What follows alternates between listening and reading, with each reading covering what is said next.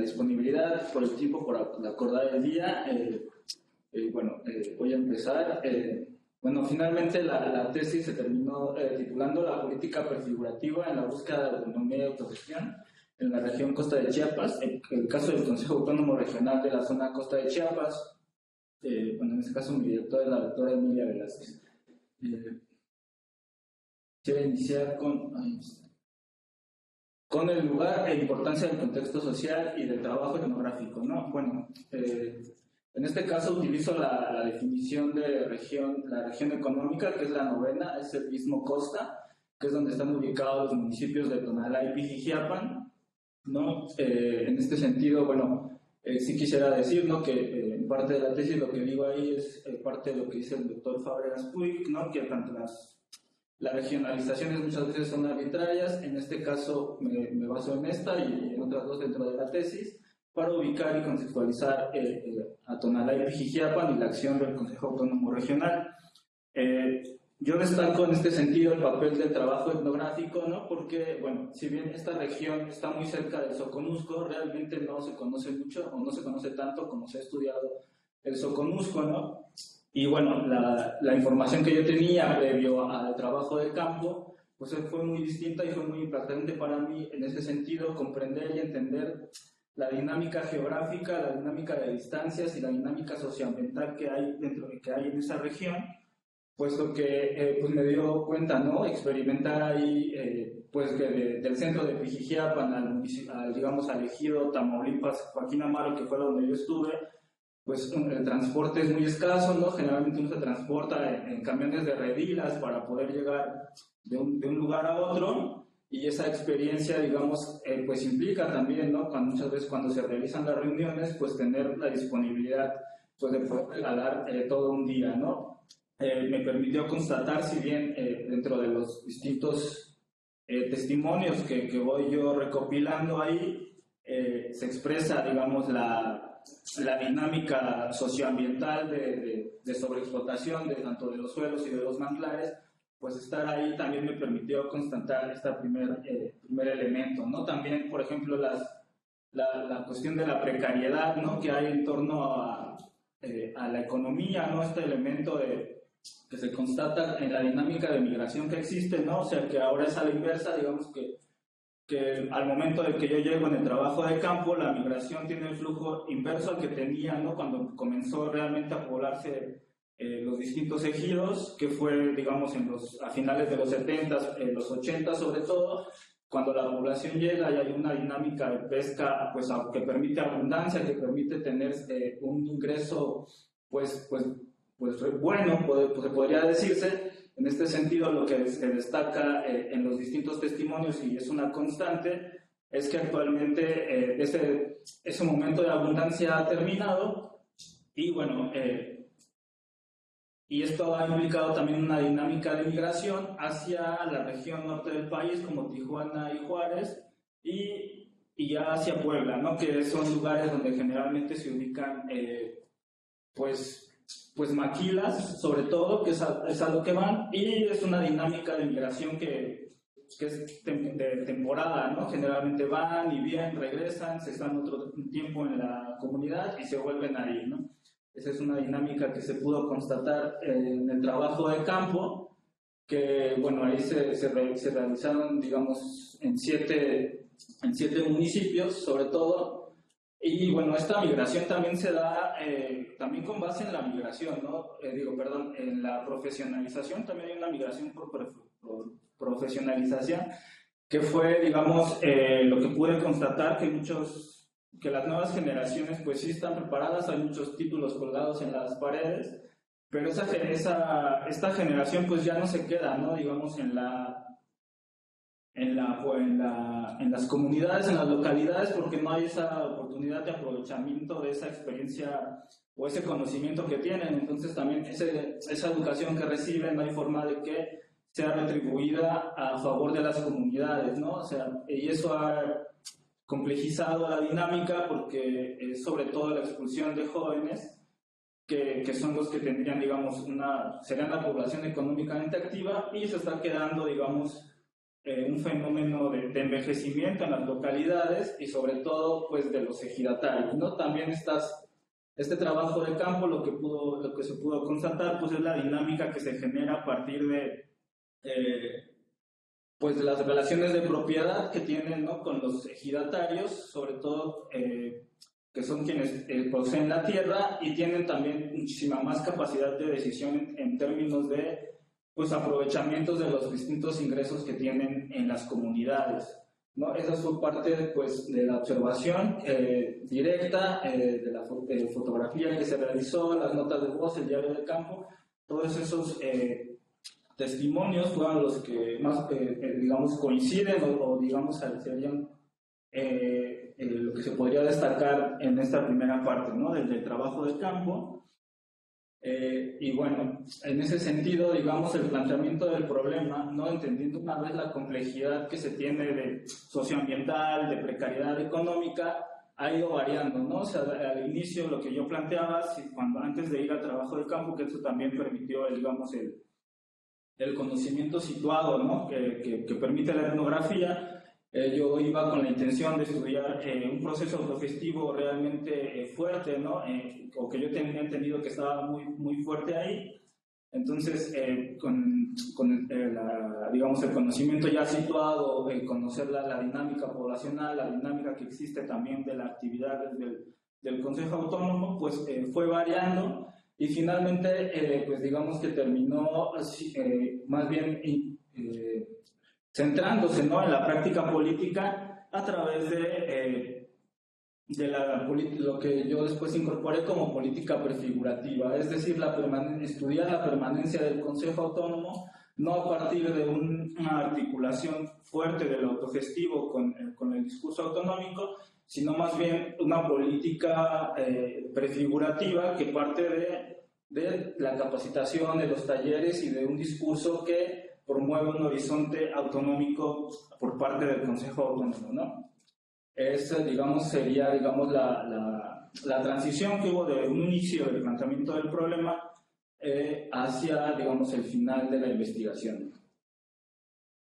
En ese sentido, pues digamos que el objetivo general también se fue modificando, ¿no? El de estudiar, como decía yo, un proyecto autogestivo fuerte, y eso pues, convirtió más bien en una cuestión de ir analizando, ¿no?, la práctica prefigurativa a partir de una perspectiva procesual, ¿no? Es decir, este proceso es lo que permite entender la participación de la gente, es decir, la actividad del Consejo Autónomo, de promover una participación política desde todos los ámbitos de la sociedad, ¿no? Eso es lo que se está entendiendo la práctica política, la politización como un proceso a partir del cual el CAPS se inserta en las comunidades o permanece en las comunidades a partir de este elemento procesual de la política prefigurativa, ¿no? Y en ese sentido, digamos, esta visión procesual es como se va insertando también la parte del marco teórico, ¿no? Es decir, al final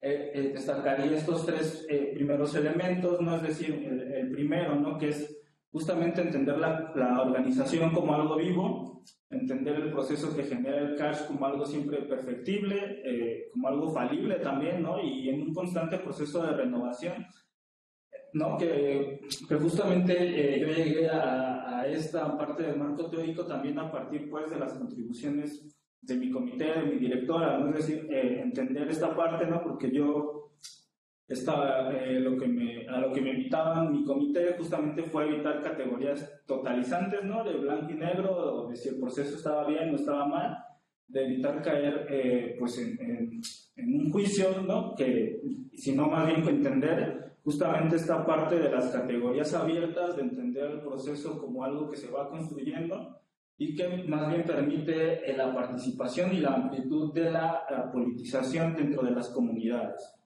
Ese sería el primer elemento del marco teórico que destacaría. La otra es también un agregado, ¿no?, un elemento que también se agregó a partir de las contribuciones, un recorrido que se hace en el capítulo donde se presenta el CAPS, el 2, que es el concepto de autonomía, ¿no?, como se dice ahí, entenderla más allá, a pesar y con el Estado, es decir, entender la complejidad de iniciar un proceso de horizonte autonómico a partir de los principios zapatistas en una comunidad predominantemente mestiza, y entender que hay una diversidad de autonomías, ¿no? Entenderla como un proceso que permite más bien ampliar los procesos de participación más allá de las instituciones, y no como algo totalmente dado o que tendría que encajar, digamos, el concepto de autonomía en las comunidades o las comunidades en ese concepto, sino como un proceso que se va generando elementos de democratización y que va permitiendo a las y los participantes irse pues reflejando en estos conceptos de reflexividad crítica, ¿no? O agregar reflexividad crítica a sus procesos de participación política, ¿no? Otros elementos importantes que yo agrego al final, bueno, que son importantes dentro del análisis del marco teórico, es justamente el hábitat de lo político y la política prefigurativa, que son dos elementos que se van, que son compatibles o se van compaginando a partir también, bueno, en estos voy digamos, a profundizar más adelante.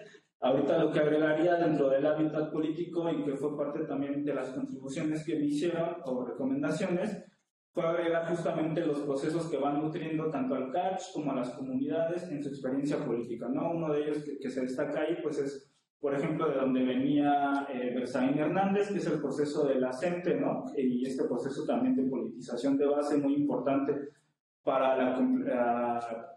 la organización del CACH, sobre todo para el trabajo de base en las comunidades, para el fortalecimiento y la participación política, ¿no? Que hacían cada 8 días, de ir a las comunidades y que nutre esta otra forma de hacer política también ahí, ¿no? Que hay otros elementos, no solo el discurso autonómico, que van interactuando con las personas y que permiten, digamos, pues esa interacción y esa mezcla de politicidades, por llamarle de alguna forma, dentro de las comunidades, ¿no? Otro elemento que se destaca y que se agrega también al final, por ejemplo, son los programas de transferencia condicionada, ¿no? Donde comienza la participación también de las mujeres, ¿no? En diversos testimonios también lo que se destaca ahí es que, por ejemplo, el programa de Progresa lo que permitía era que las mujeres salieran de su casa sin compañía de su marido, y que eran como las primeras experiencias, pues, de independencia, ¿no? Que fortalecían el proceso de las mujeres dentro de las comunidades.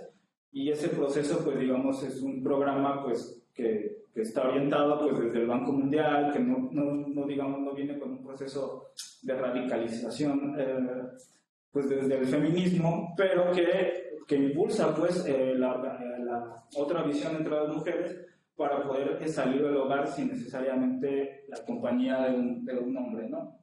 Esos, digamos, serían parte de los elementos que se agregaron al final de la tesis dentro del hábitat de lo político y la política prefigurativa. Bueno, me seguiría.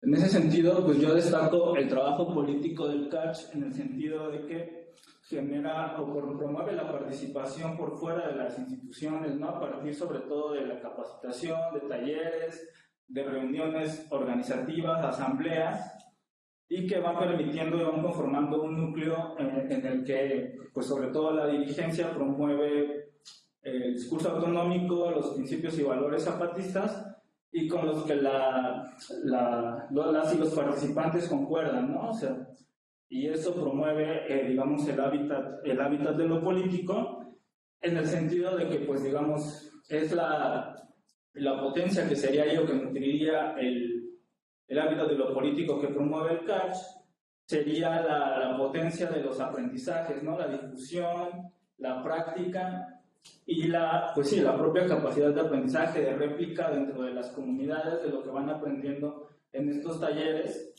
y eso es lo que va nutriendo, digamos, y que se vaya generando otra forma pues de hacer política dentro de las comunidades, más allá de los programas sociales o las distintas convocatorias partidistas que hay ahí, ¿no? Con las que se cruzan, ¿no? Y bueno, también, pues, las alianzas que hacen con otras organizaciones que son quienes llevan los talleres y permiten otra visión dentro de las comunidades. También, digamos, se realiza, bueno, yo tuve la oportunidad de estar en un taller sobre cambio climático, y también se realizan ejercicios de memoria donde pues las comunidades recuerdan cómo era el clima, digamos, hace 10, 15 años, y cómo ha cambiado y cómo les ha ido cambiando también las formas de convivencia con el ecosistema, ¿no? Estos talleres, digamos, son parte del trabajo político del CACH que permitiría su permanencia. En ese sentido, pues digamos que mi concepto de hábitat de lo político, para, digamos, contextualizarlo, sería que es un elemento que yo retomo, ¿no? Del hábitat de significados, digamos, de Hanners, de Ulf Hanners, y que yo focalizo o trato de hacer, digamos, focalizo o hago como un zoom hacia el elemento del impacto que tienen todos los significados hacia la subjetividad política, ¿no? Es decir, de igual manera son las distintas interacciones, los distintos elementos que se van cruzando a partir de la experiencia, pues puede ser desde que van a una movilización, a una asamblea, ¿no? Los distintos medios, la propaganda partidista que llega, todas esas interacciones que se van generando en el hábitat de lo político de las personas y que van teniendo, digamos, a partir también pues, de su socialización espacial,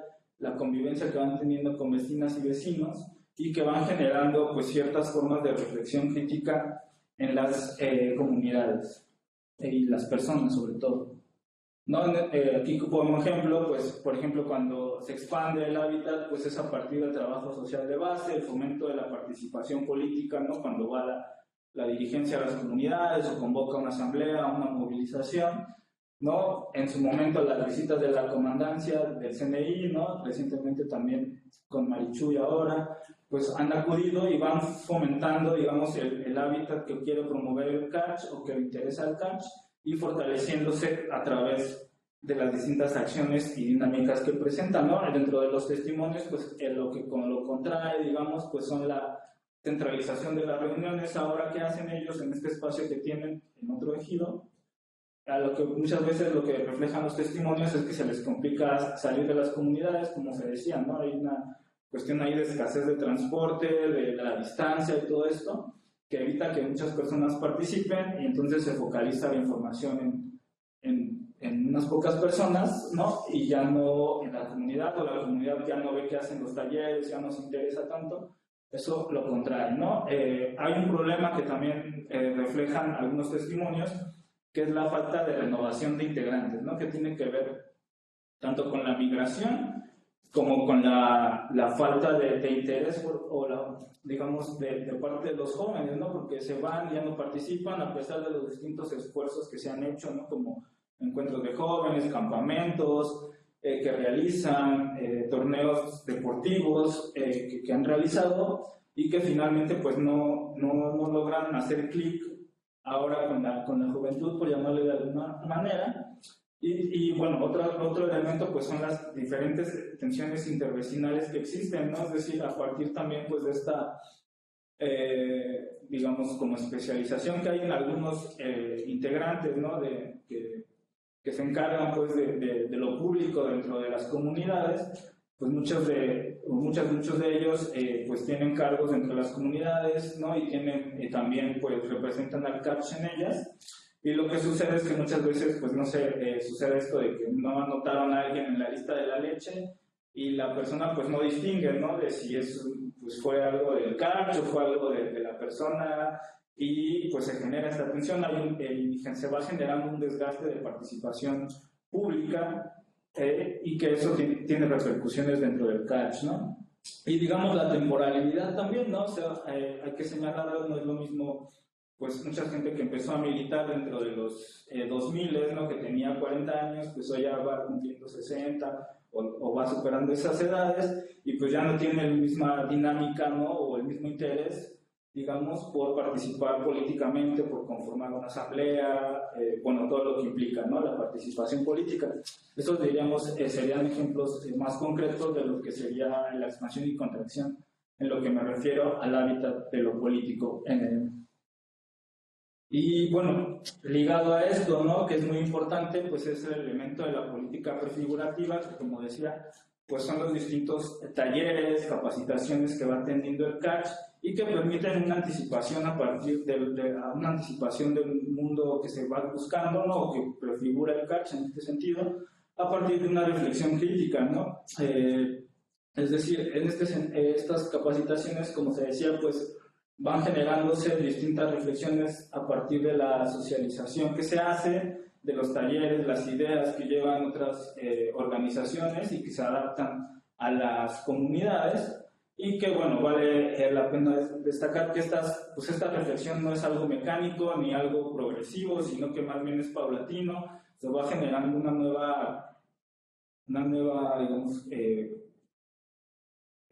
pues sí, una nueva, ¿cómo se dice? Una nueva generación, pues sí, de sentidos a partir de pues acciones que van innovando, ¿no? Políticamente, a diferencia de la política tradicional, ¿no? Entonces, bueno, pues esas socializaciones han permitido, digamos, estas nuevas estrategias, ¿no? Que una de ellas pues sería un proceso de despatriarcalización, que es como lo más destacable, ¿no? que logré encontrar, digamos, dentro de esta, digamos, de este momento que vive el CACH.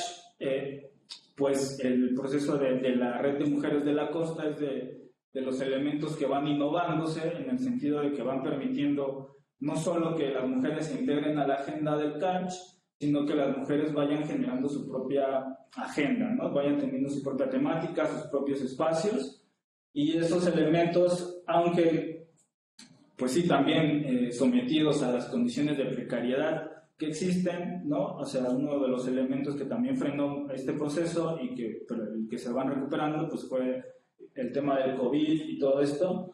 Entonces, pues se frenó un momento, pero ahora se van nuevamente integrando. Son estas mujeres que pues ya tienen su propio espacio dentro de las asambleas y van generando este diverso proceso, ¿no? En ese sentido, pues las limitantes, ¿no? De esta política prefigurativa, como se decía, pues es esta participación centralizada. Muchas veces pues, los talleres, y esto no es que la dirigencia tenga los conocimientos, sino que dependen también de los tiempos y agendas de otras organizaciones que tienen que desplazarse a las comunidades, y más bien pues las comunidades se adaptan a esta agenda, ¿no? Muchas veces como de, bueno, tengo estas fechas y dile a tu gente que venga, la hacemos aquí centralizada, y eso impide también una masividad de difusión de las prácticas, ¿no? Sobre todo de las ecotecnias que están promoviendo ahora mismo, ¿no? Y muchas veces pues, los materiales justamente ya no los pueden llevar a sus comunidades, o no tienen para comprar pues tal o cual cosa, entonces también las ecotecnias se ven como limitadas para su reproducción dentro de las comunidades, ¿no? A pesar de que, bueno, algunas organizaciones civiles pues les dotan, ¿no? Pero no necesariamente sucede así. Y bueno, estas serían, digamos, las principales limitantes, ¿no? Pero digamos que hay elementos que permiten o van permitiendo la reflexión que se va incorporando, que son, digamos, sobre todo, bueno, aquí ya unas reflexiones que serían, digamos, pues, digamos que permiten reflexionar de manera crítica, ¿no? Como decía, pues se ven limitadas sobre el contexto social y la necesidad de fortalecimiento de la estructura organizativa, ¿no? Que es esta cuestión que ellos mismos ya en las últimas asambleas que me tocó estar, pues ya lo planteaban, ¿no? Regresar al viejo modelo de, bueno, la centralización no está funcionando, hay que ir nuevamente. Estaba planteando justamente ahí una cuestión como de ir de que, bueno, la dirigencia fuera a cada comunidad a recoger elementos de evaluación y de reflexión sobre el proceso para generar cambios, ¿no? Ellos mismos también se están dando cuenta que es justamente parte de este ejercicio, ¿no? De la política prefigurativa, de ir reflexionando sobre el propio proceso, y eran estos ejercicios de autoevaluación que ellos buscaban generar, ¿no? Uno de los elementos importantes dentro del CACH es que muchas veces la participación es a través de redes familiares. Si bien es una limitante porque no se da continuidad con una persona, pero a veces se tiene la posibilidad de que si no va la persona interesada, puede ir a hacer que vaya un tío, una prima, la hermana. Entonces, pues a partir de esta red, pues se va generando también cierto interés de participación, ¿no? Aunque pues son la red familiar la que sostiene la participación y pues tiene sus pros y sus contras, ¿no? Porque como decía, pues ya participa una familia, pero participa solo un integrante y en ocasiones, pero digamos que se va expandiendo también la gente que se va interesando en las actividades de la zona costa, ¿no? Bueno, del Consejo Autónomo. Y bueno, esa sería, digamos, mi reflexión. Con estas las terminaría, porque